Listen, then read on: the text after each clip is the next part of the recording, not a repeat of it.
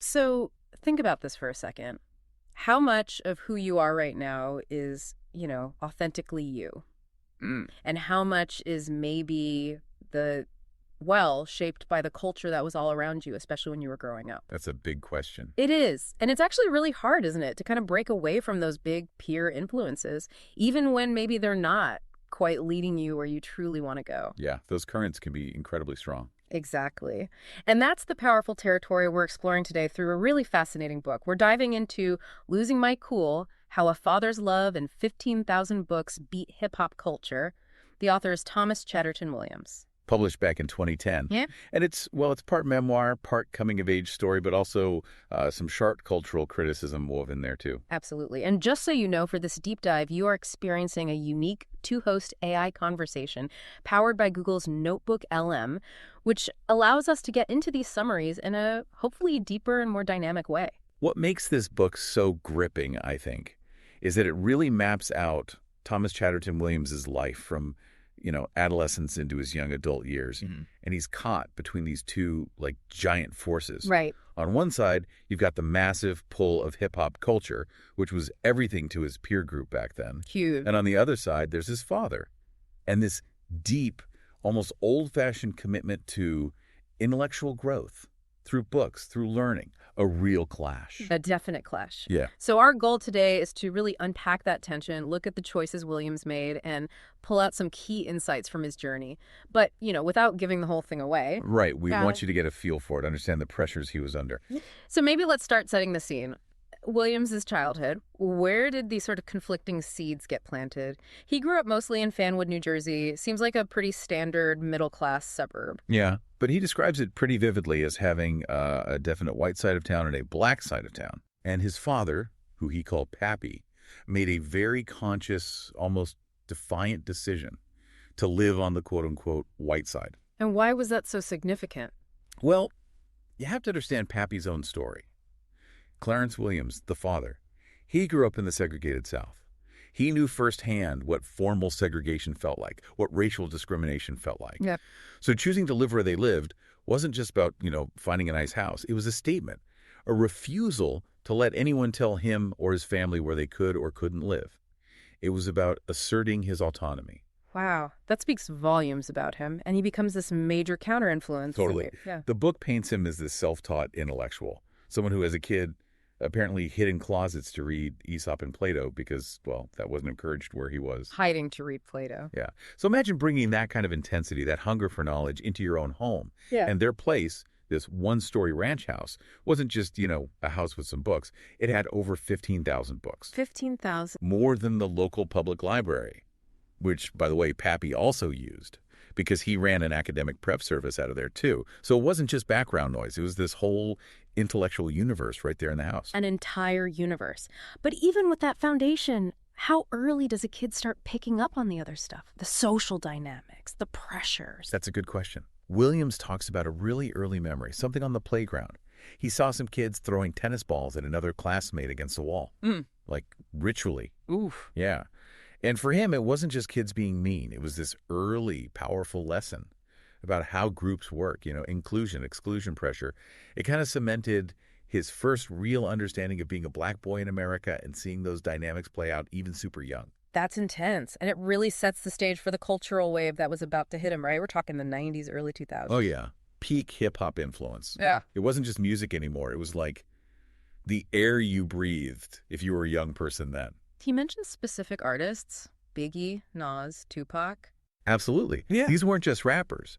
They were shaping how a whole generation thought about, well, everything. Success, life, masculinity. And the values associated with that culture, as he describes them, were often kind of opposite to Pappy's world, weren't they? Completely opposite Yeah. in many ways. There was a huge emphasis on material things, the bling, the clothes, the cars. Right, image. Yeah, and also this sort of anti-intellectual vibe. Yeah. Like being too smart wasn't cool. And there were these very specific codes about being tough, having street cred, physical strength that was valued way more than, say, getting good grades or reading books. Which must have created this incredible internal conflict for him. Immense. Yeah. And Williams is really open about how he started absorbing those values himself. Elementary school, middle school. It wasn't just listening. He was living it. He was trying to. adopting the walk, the talk, the clothes. He mentioned specific things like the Medusa Versace sunglasses, a big gold chain, Wow. and the language. He says he consciously dumbed down and thugged up how he spoke just to fit in, to seem authentic in that world. He even mentions trying to act like another kid. Yeah, channeling his inner Rashawn, he calls him. An older kid he looked up to because he just seemed to embody that hip-hop persona so effortlessly. It was strategic, you know.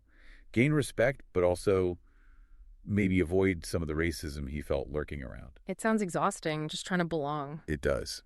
And incredibly honest of him to lay it all out like that. So high school comes along.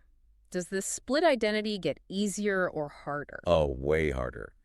It intensified. He was basically living two completely separate lives. Okay, how so? On the one hand, thanks almost entirely to Pappy's relentless tutoring and SAT prep, endless flashcards, studying, he was killing it academically, maintaining really high grades. Okay, the academic track. But at the same time, outside of the house, he was all in on maintaining his street cred. He talks about getting into fights, having physical altercations to prove himself, basically. Wow, so a real Jekyll and Hyde situation. Pretty much. And it took a toll, personally. He talks about his relationship with his high school girlfriend, Stacy. It was troubled. And looking back, he connects how he treated her, including a physical incident, directly to the influence of hip-hop's ideas about masculinity and how men should act in relationships at that time.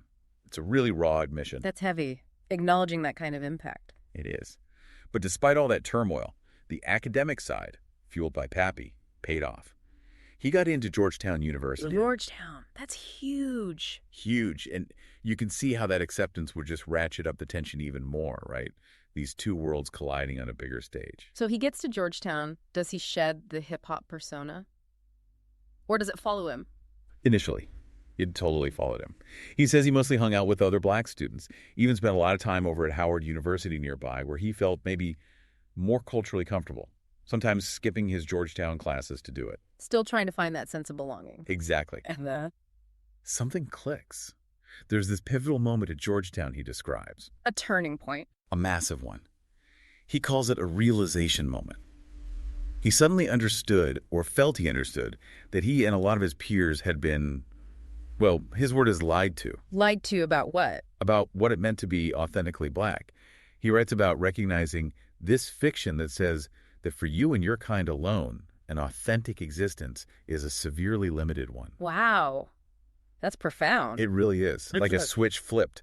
He saw the cultural script he'd been following as limiting, not liberating, a huge internal shift. Thinking about these kinds of big shifts, these moments of realization, it's a good time to mention Mindful Moments. That's our YouTube channel. And it features AI book analysis just like this, really designed to spark reflection and, rational thinking. It's another avenue to explore complex ideas. Definitely worth checking out. So after this big realization at Georgetown, what happens next for Williams? Does he just drop everything? Not instantly, but it's the start of a major change. He talks about developing this new, deeper appreciation for his dad's influence, for Pappy, and for that library, the 15,000 books that were always there. He starts engaging with it differently. Yeah, he begins to really dive into literature, into philosophy, not because he has to for school, but because he wants to understand. He actually ends up majoring in philosophy. Fully leaning into that intellectual side. Fully. But, that kind of profound shift doesn't happen in a vacuum. As he developed intellectually, he started drifting away from many of his old friends. Ah, so there was a cost. There often is, right? It shows the kind of personal sacrifices that sometimes come with that kind of transformation. It's like choosing intellectual growth as a form of freedom, but freedom from a culture that also provided community. It's complex. And that library really became more than just books then. It was like a path out. A blueprint for cognitive freedom, maybe. A way to write his own definition of himself, beyond the scripts he felt were handed to him. And looking at the book overall, it seems like it hits on some really big themes. Identity, obviously. It's a huge theme. How we form it, how it gets challenged, how we can maybe reshape it. And authenticity. What does it even mean to be real? Especially when the pressure to conform is so intense. Exactly. And that tension between wanting to belong to a group versus needing to develop as an individual. Plus, the incredible power of education, of literature, not just for personal growth, but for actual social mobility. And underpinning it all is that father-son relationship. Absolutely. How values get passed down or resisted across generations. It's deeply personal, but also touches on these universal dynamics. So how does the memoir wrap up? Where does he land after Georgetown? Well, it covers his time right after graduation, including travels to France. And that journey sort of symbolizes the completion of this major transformation.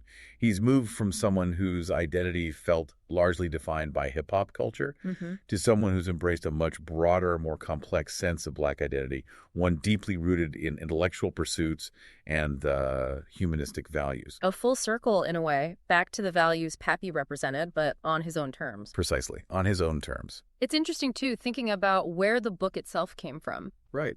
It actually started as an op-ed piece in the Washington Post back in 2007. What was it called? Had a pretty provocative title. Yes, Lame Hip Hop. Ooh, I bet that got some reactions. Oh, yeah.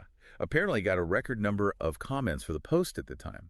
Sparked a massive debate. So, Losing My Cool, the book, came out a few years later building on that foundation. It made waves, too, right? Big time.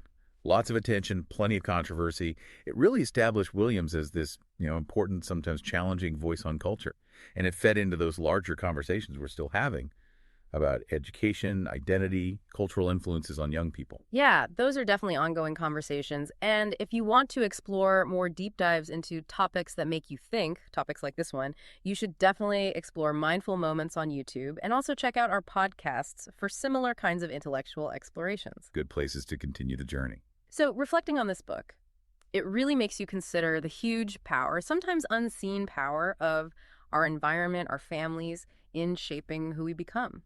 Absolutely. But it also highlights the sheer courage it can take to carve out your own path, to define your own authentic self, especially when it means pushing against the expectations of your peers or society. It's a powerful testament to that internal struggle. It really is. Yeah. So it leaves you wondering, what societal narratives might you be challenging, consciously or unconsciously, in your own life right now? What are those unseen influences shaping your direction? And maybe more importantly, are they leading you toward who you really want to be? Heavy questions to ponder. Definitely. And if you want to get even deeper into the specific arguments, the nuances, and how this memoir was received, click the link on screen for our in-depth book critique. And please subscribe to our channel. Join the conversation. Share this deep dive if you found it valuable, maybe with others who appreciate intellectual growth. Yeah, and consider grabbing a copy of the book itself through the link provided. It supports the author, and it's a really compelling read. And above all, Always, always think rationally.